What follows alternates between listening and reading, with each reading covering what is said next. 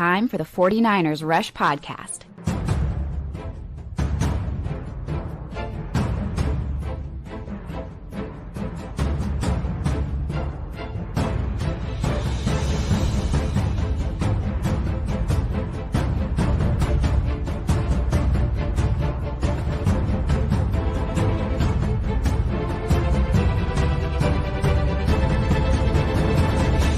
And here's your host, John Chapman. What is going on, faithful? Now, today, a little bit different than most of our live shows. I'm on a plane as you are watching or listening to this, flying out to Tampa. So, recorded this way before the sun came up Friday morning. So, that's the information that we have to date. So, we have the Wednesday practice, we have the Thursday practices. That's going to affect our injury report. And we're going to go off of that in regards to who is playing, who's not playing. So if you get new information Friday afternoon, this was recorded very early Friday morning. So just want to keep that in mind. So this is our preview, scouting report, predictions episode of the 49ers versus the Bucs. Everything's on the line. Both teams at the top of their division. Both teams, whoever wins this, will be the number one seed in the NFC. Like this game, I understand it's week 6. But these two teams are going to be there towards the end of the season whenever you look at, okay, who's 1 seed, who's 2 seed, who's 3 seed, who's hosting games, who's, if you lose this game and this tiebreaker and this, and that's going to force you to travel here instead of having this home game. This game has major implications. And the pecking order for every season is win your division, win your division, win your division. Those 6 games are everything.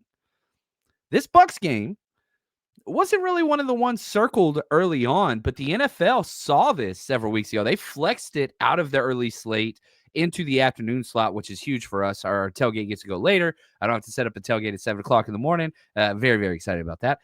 But this game, I mean, you could say game of the week. And, again, I want to stick with this theme of, we look at the 49ers, and if you're watching this show, then yeah, you know how the 49ers season's gone, all one-score games, all those things. The Bucs are even more crazy. They have had 4 continuous games decided by a late second field goal. 4 in a row.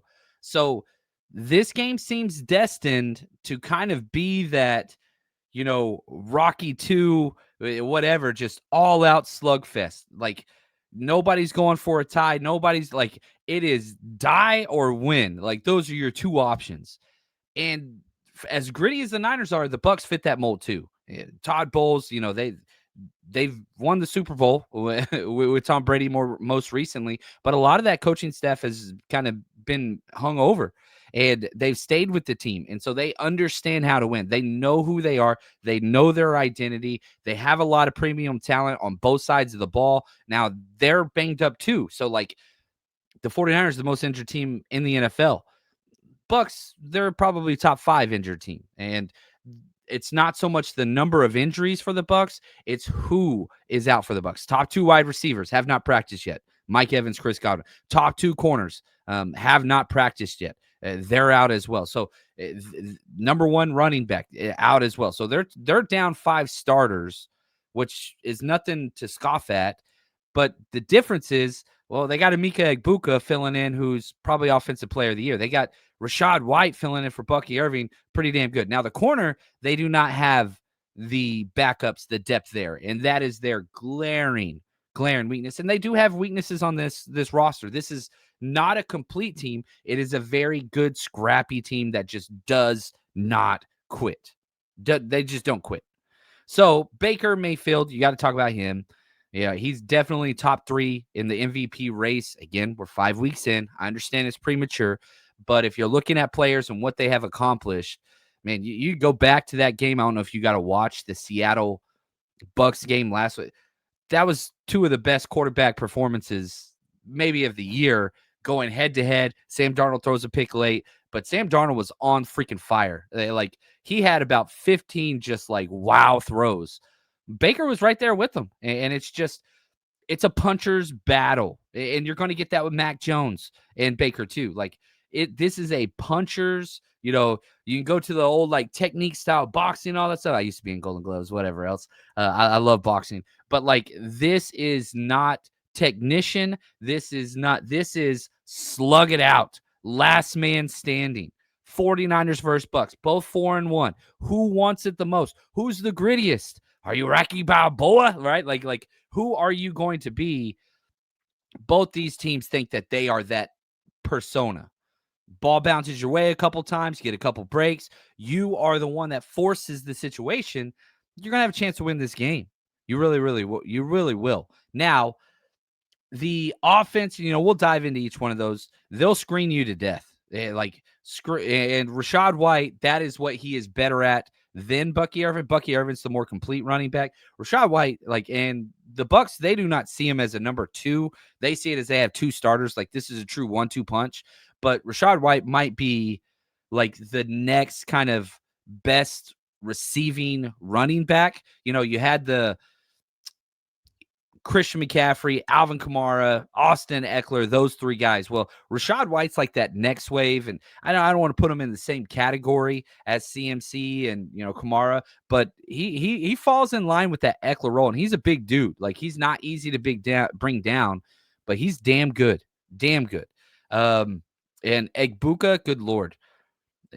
The good news is last week you played against Puka Nacua, who I think is the best wide receiver in the NFL this season so far, and Devontae Adams. Emeka is incredible. Like, I'm not trying to downplay. This dude has 5 receiving touchdowns already. He is crushing it. However, he is not in the realm of Puka or Devontae Adams yet. He's still great, and he's going to give you fits, and he is going to make people look bad. But I don't think that I put him in that category yet. He's ascending there. His tape has been pretty damn good. And he's done it against, the Eagles. He's done it against the Seahawks. They have good secondaries. The 49ers, younger secondary, but a little bit different. Vita Vea, good Lord. It might be the best. I'd probably put Sexy Dexy up there, number 1. But he's a top 5 interior run stuffer who offers pass rush upside. And again, like you talk matchups, the NFL is a matchup league. Very important you understand that whenever we're going through these scouting reports. Their best player, Vita Vea, against our worst and weakest unit, the interior offensive line, keeps me up at night. You're going to put Vita Vea over Jake Brindle?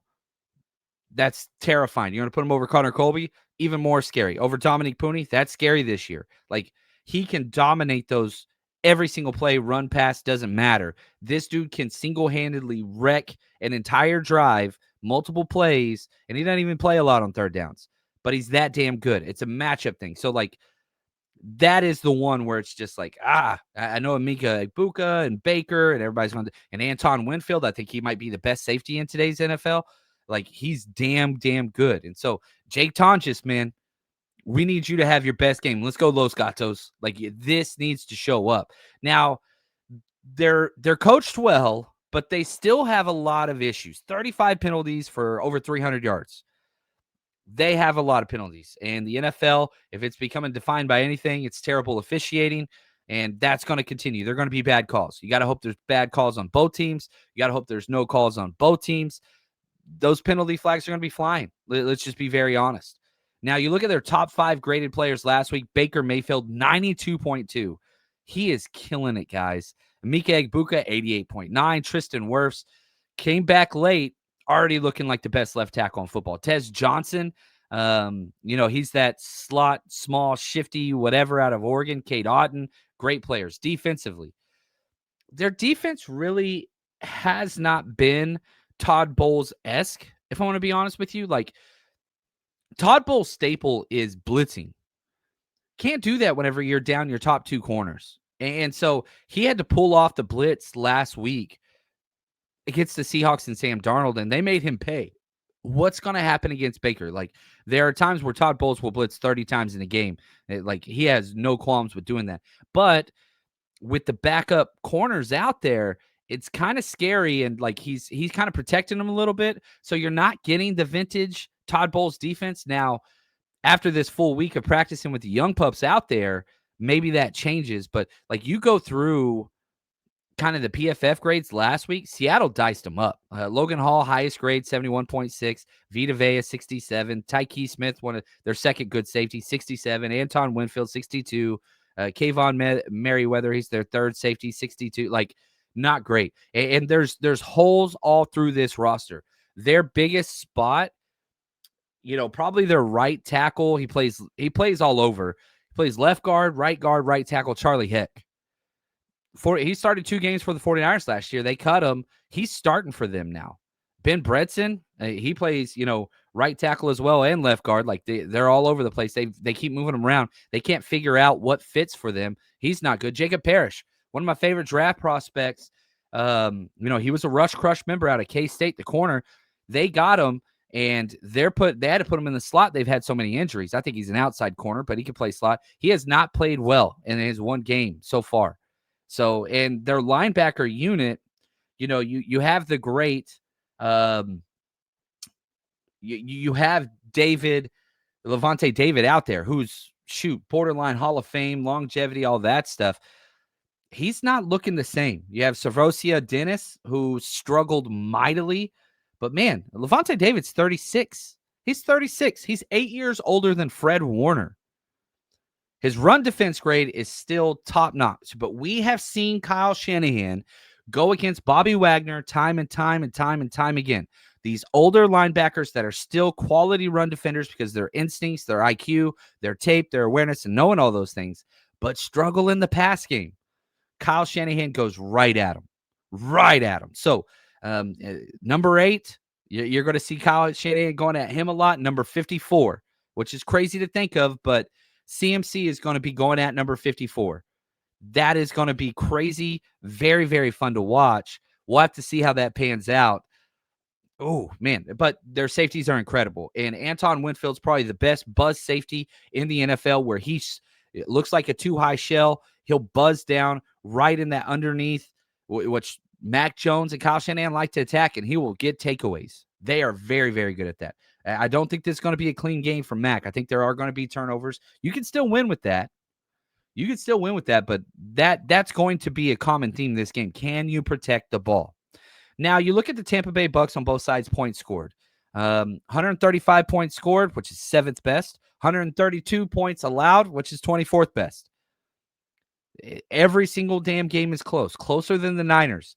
You look at their schedule. Barely beat Atlanta week 1, 23-20. Barely beat Houston week 2, 20-19.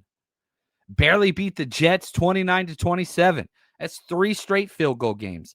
Then they lose to Philly 31-25. And then they beat Seattle 38-35. So, like, you've got 4 wins all on last second field goals. Like, just bananas what they've been able to accomplish. And what's crazy is, the 49ers schedule is relatively easy. This is the toughest part of the 49ers schedule, going from Jags to Rams to Bucs. That's the toughest. But listen to this schedule. They had Philly, then Seahawks, then 49ers, then Detroit. That is a slate. Like, Niners do not have a 4-game slate like that at any point at all. And again, like you look at later on, so they get a bye week, week 9, then they come back and they play the Patriots. That's no slouch game. At Buffalo, at Rams. Like, they have 2 of these kind of juggernaut schedules, whatever. And the 49ers, this is one of they have 2 home games in 2 months. That's it. This game, and then at New England at Tampa Bay as well. So their schedule, definitely the 49ers dominate that one. Now, let's look at the PFF overall unit rankings. The Bucs offense tied 20th, defense 16th, special teams 23rd, overall 16th. They're just hugging that line. They just don't lose games. That's what they do. They're not one of the EPA darlings and whatever else, and they don't go out there and they're not leading in statistical categories. They just get the damn job done. They hang close, win it in the end. They are a clutch, just when it matters most, they do what needs to be done team. That's the Bucs. Now, the 49ers, 8th on offense, 21st on defense, 14th on special teams, 14th overall. The 49ers are basically ranked ahead of them in every category except for defense, and that one's close. Now, those are PFF analytical ratings. Do with those what you want on a snap by snap basis. Neither one of them are, gospel or whatever else, but it just gives you a snapshot that the Bucs are 4-1. The Bucs are great, but they're not dominating in any facet of any game at any level, offense, defense, or special teams. It is just we're doing enough, we're doing enough, we're doing enough. And they have such a history with this recent coaching staff to be able to sit there and go, yeah, we know how to win games. You look at their schedules, they have 1, 2, 3, 4, 5 winning seasons out of the last 6. And the only time they didn't have a winning season, they went 8-9. And that was Tom Brady's last year, right? So, they went 8-9. But you look at what they've done since Arians and Bowles showed up there: 11-5, 13-4, 8-9, 9-8, 10-7, 4-1. They finished first in the division 1, 2, 3, 5 consecutive times. Well, that's assuming they're first now, right? 5 consecutive times they've won this division. Like, they are a successful program in today's NFL by any means necessary. And that's exactly what they're employing and what they're doing to get these wins. Just, dude, who's going to win it for us today? We're going to keep it close till the 4th, and then we're going to do what we got to do to win the game. That's just their ideals. That's how they handle it. Now, we talked a little bit about their recent success. Now let's dive into exactly what Todd Bowles and his coaching staff have done to get to where they are. This is probably one of my favorite spots. And I have to say thank you to the man, Josh. He is the best executive producer of today's show. He helps us with the research on all these and just crushes it right after this. 49ers Rush Road Trip is going into its 6th year with over 40 events at road games. If you are traveling to see the 49ers play this year, you got to come party with us. And on top of that, we give games, trivia, giveaways. We've partnered with TickPick this year. All you have to do is search 49ers Rush on any of the TickPick sites, apps, you name it. And on top of all of that, best dressed, giveaways, autographed jerseys, kids are always included, and get in for free with a ticketed adult. And a lot of times for select cities, we will have 49ers legends come out and you get to meet and greet them and get an autograph. Navarro Bowman, Frank Gore, Patrick Willis, Fred Warner are all players that we have worked with in the past. And trust me, if you want to build the 49ers community, you're traveling by yourself, we got you covered. 49ersRushRoadTrip.com.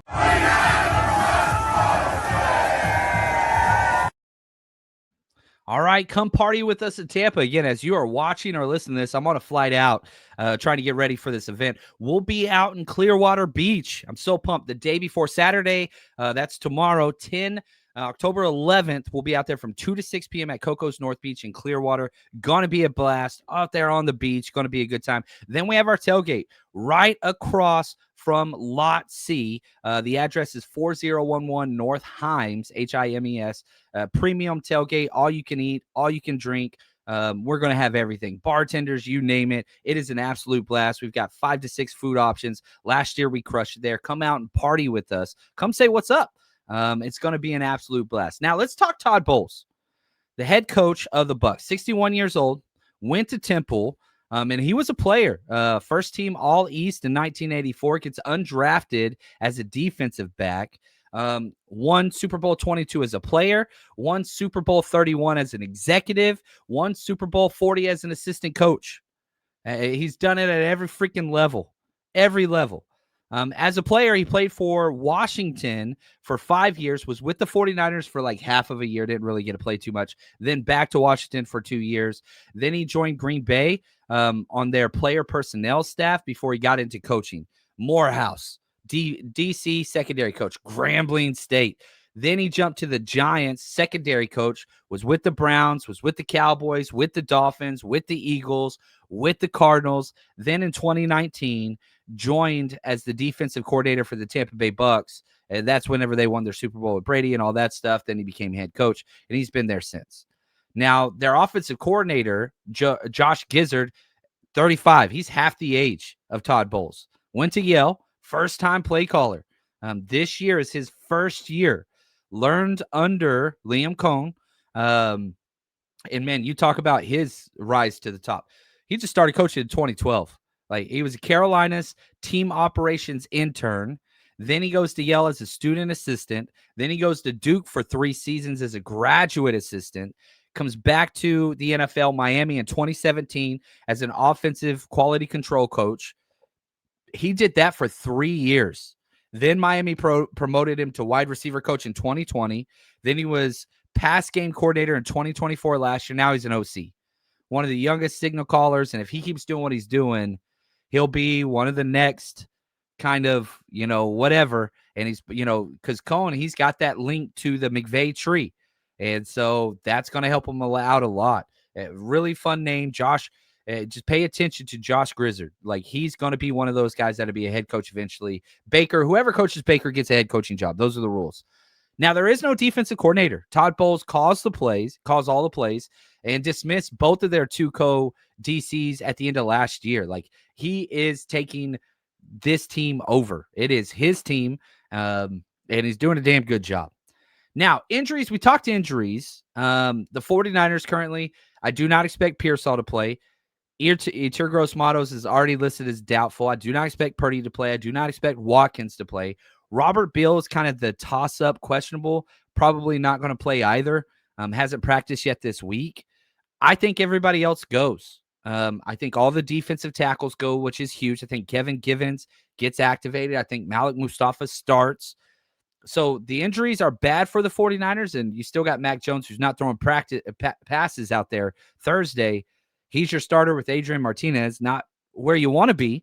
You want Mac to at least be healthy, and hopefully he will be at that time.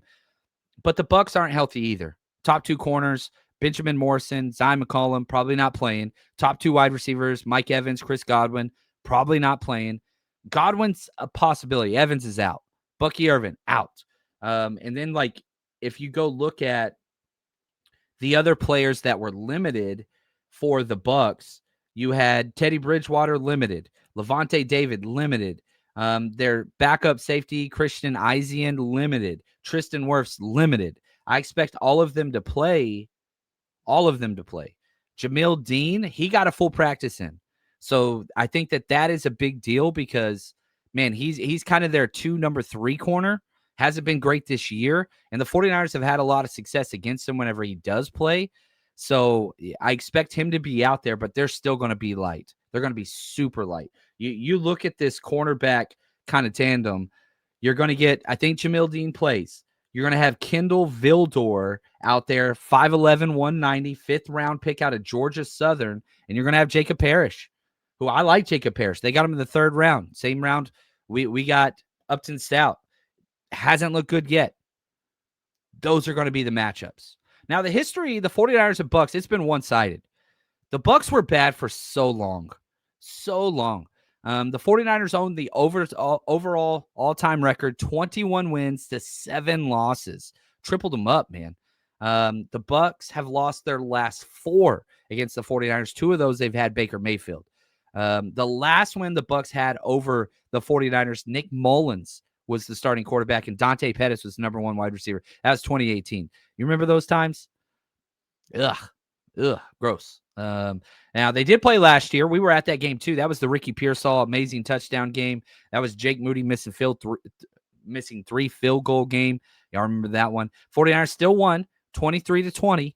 And I think it's going to be another one of those kind of close, crazy games. I really, really do. So, let's dive deep on the Bucs defense. Let's figure out what they're good at, what they're bad at, and what they do. Here are their ranks among 32 teams, okay? Points allowed, 23rd. They've given up points this year. 11th in yards, though. They're 22nd in turnovers. They've only forced 4, but Anton Winfield's back. He's missed some time. He is a ball-hawking safety. 15th in fumbles, 16th in first downs. That's average. Fully expect the 49ers to move the ball relatively well throughout the entire day. One of the best bets that I'll put down is 49ers leading in first downs. They have done it every single game, but they tied the Rams last week, and we didn't bet it. So we've hit it every time, but the one time that we didn't bet it, they tied, so we got good. We saved you some money there, but we'll be hitting that one this week. 24th in pass touchdowns allowed. That's great for us. They've already given up 10. They're giving up basically 2 passing touchdowns per game. Well, that's what Mac Jones is averaging. So that is huge. 16th in passing yards allowed. 21st in interceptions. They only have 2 picks, but remember, Antoine Winfield missed time earlier. He's back now. 8th in rush yards. That's the killer. Can the 49ers finally run the ball? I don't think they can do it inside. You look at the edges, it's Yaya Diaby, who had a great rookie year, hasn't been the same since, but speed burst edge guy, and Hassan Reddick. Yeah, that Hassan Reddick. Remember the NFC Championship game, Brock Purdy injury? That Hassan Reddick.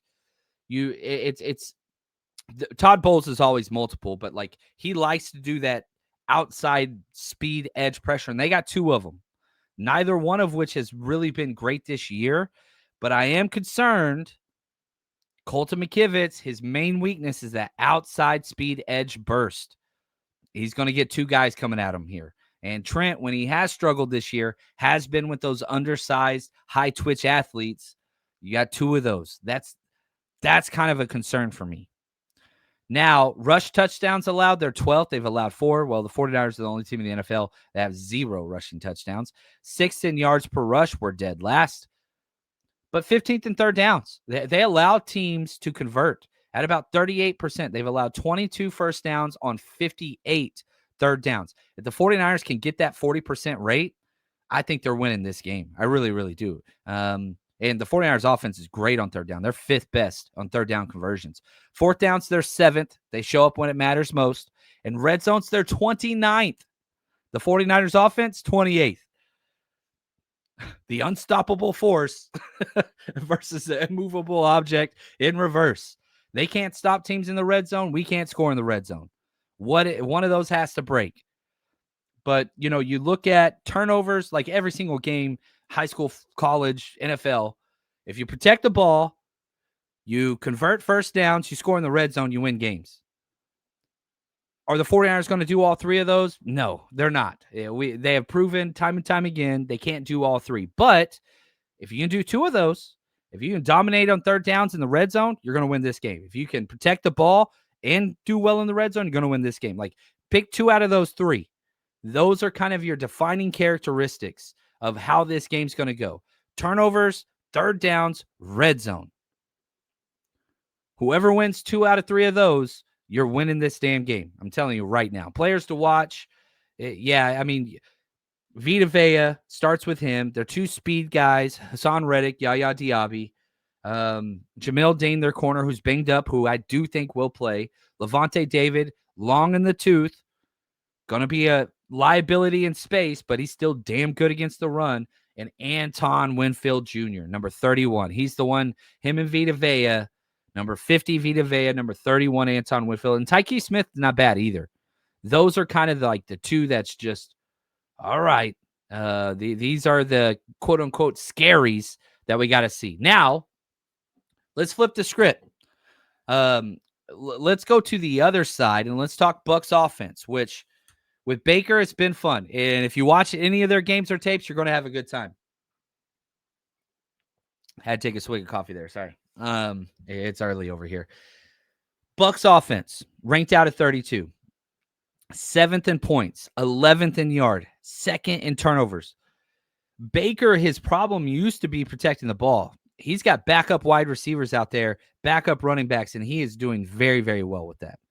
3rd in fumbles lost, 2nd in interceptions thrown, 11th in first downs, 6th in passing yards, 3rd in passing touchdowns. He's averaging 2 touchdown passes every single game. Like he's on pace to break 30 touchdown passes. Like dude's balling out, man. He's playing really well. 13th rush attempts, 22nd in rush yards. That has been an issue, but where they make up for it is they screen the hell out of everybody. Rashad White's their best screen guy. So like they're fine not having those rush yards because they do screen a ridiculous amount of time. So that is huge. The screen game's going to show up huge this week. Can you shut it down? Niners haven't been great at shutting down screens, if I want to be honest with you. 20th in rush touchdowns. They've only had 3, but the 49ers are first. They've only given up 2 rushing touchdowns all season. Think about Alfred Collins, that big swat. Go Alf.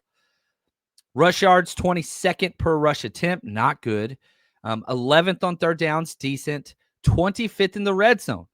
Not great in the red zone. This is going to be a field goal game. You've got these two defenses. The 49ers defense is 8th in the red zone. Remember when we used to be dead last in that last year? What a difference Saleh makes. Look at their players. Emeka Egbuka, Baker Mayfield, Tristan Wirfs. That's 3 studs. That is 3 studs. Awesome. And weaknesses, though, their right side of their offensive line is not good. They drafted Graham Barton in the first round last year to play center, who I really liked. Hasn't been great. Been way better than, what the Niners have, but looked like I was wrong on that one. I always go back to, Zach Frazier, Creed Humphrey, some of those guys. Graham Barton, he has not been it.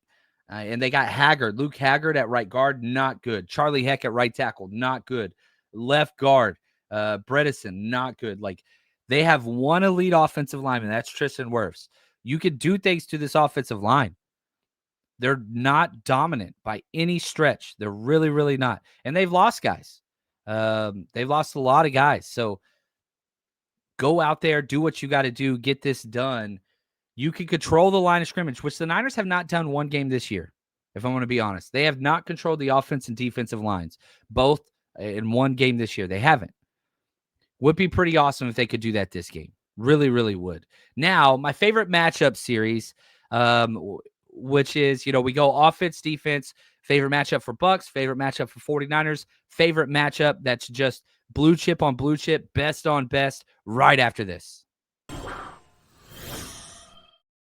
You know that one guy in the group chat who had a 5-leg parlay week 1 and just wouldn't shut up about it for the rest of the season? That could be you.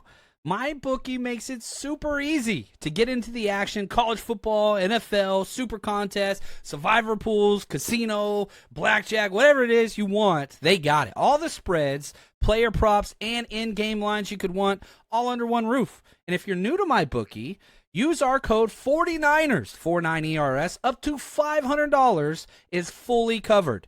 You make your play. Let's say it doesn't hit. You get all of it right back up to $500 when you opt in using your bet back bonus, and you get it back. It's just what it is. Comes with a one-time rollover if you use it. Now, no better time to jump in, no better place to play. Plus, we have all of our weekly bets and season bets up on our Patreon and the 49ersrush.com. So if you don't know how to get started, we've got it made for you. We show you what we bet. We show you what's out there, and we will cover that with you. It's going to be a good time. So, football's back. Let's make some money with my bookie. Promo code 49ERS. Let's go. Now, our bets will be posted on Saturday. I'll get those out posted. We're 5 for 5. We hit a profit every single week. Last week was one of the best weeks we've ever had. Hoping to keep that rolling. Not saying we will. We don't always make money, but we're 5 for 5. So if you want to bet with us, sign up at the 49ersrush.com or our Patreon page. Yeah, we post our bets on Fridays, Saturdays usually. But when there's this many injury reports, books are a little hesitant whenever they put out the wide receiver props and all that. So we're waiting until they all get posted. Saturday morning, those will be posted every single week. So those will be up. Now, the best matchups, which when the 49ers are on defense, this is going to determine the game. I really do. I think the heavyweight title battle, bout, whatever you want to call it, is 49ers defense versus the Bucs offense. Now, the best matchup for the 49ers is anyone versus Charlie Heck. And I understand the 49ers have no pass rush. And this isn't just pass rushing. This isn't, all these guys are going to get sacks. Charlie Heck's not good versus the run either. So anybody, whether that's Bryce Huff, Mikael Williams, Sam O, whatever rotation you're putting out there, anybody versus Charlie Heck, that is awesome. Their best matchup, they have a couple. Baker versus D. Winters and Upton Stout. Both of those guys, young Bucks who I really like and have put on some quality tape, they are peaking in the backfield way too much on their pass drops. And quarterbacks are eating them alive with their eyes. That terrifies me. Baker's good with that. Now, the one thing I will say about Baker that's different than like Matt Stafford or whatever else is Baker gets panicky, jittery against 5-man pressure. So we'll have to see how that goes, because if you are kind of always looking at the quarterback's eyes. Sometimes whenever you get those jittery quarterbacks, you can take advantage of that, but he's protected the ball really well. He's evolved as a quarterback. Again, I'm a Longhorn. I don't like saying that, but Baker's damn good.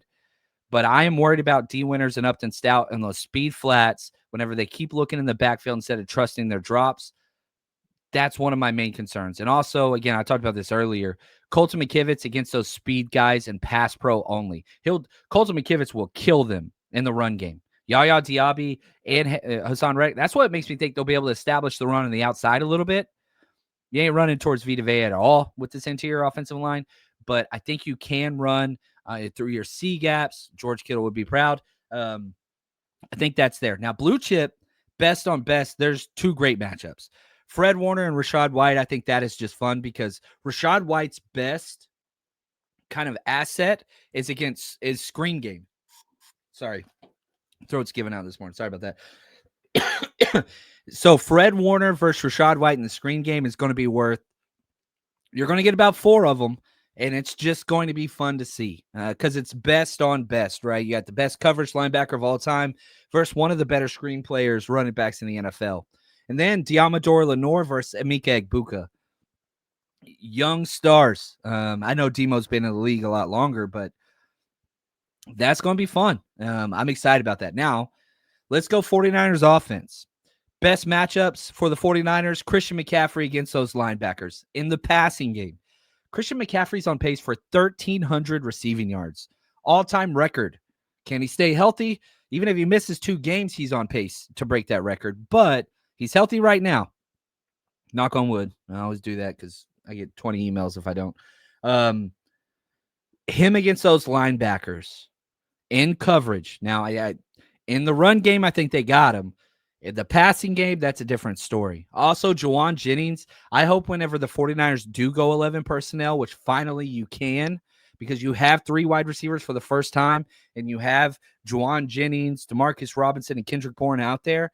Man, I really hope that you put Juwan Jennings in the slot.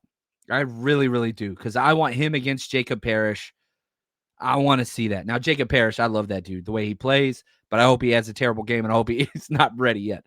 Now, they've got 2, Vita Vea versus any one of our interior offensive linemen.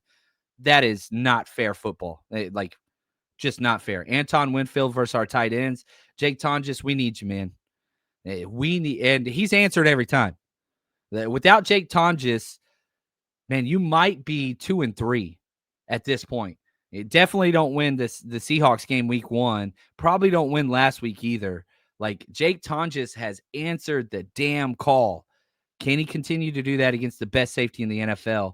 I'm not betting against Tonjes. I am not betting against. I love that man. Now, blue chip matchups, there's not one. There is not one of their best versus our best or our best versus their best.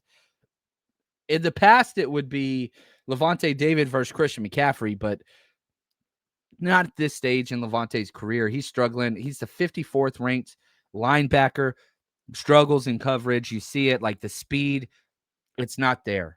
So I do not have a blue chip matchup, which I feel kind of bad about that. But I just can't find one where I'm like, oh yeah, this is best on best. You could say like Trent Williams versus Hassan Reddick, but Hassan Reddick hasn't been good either.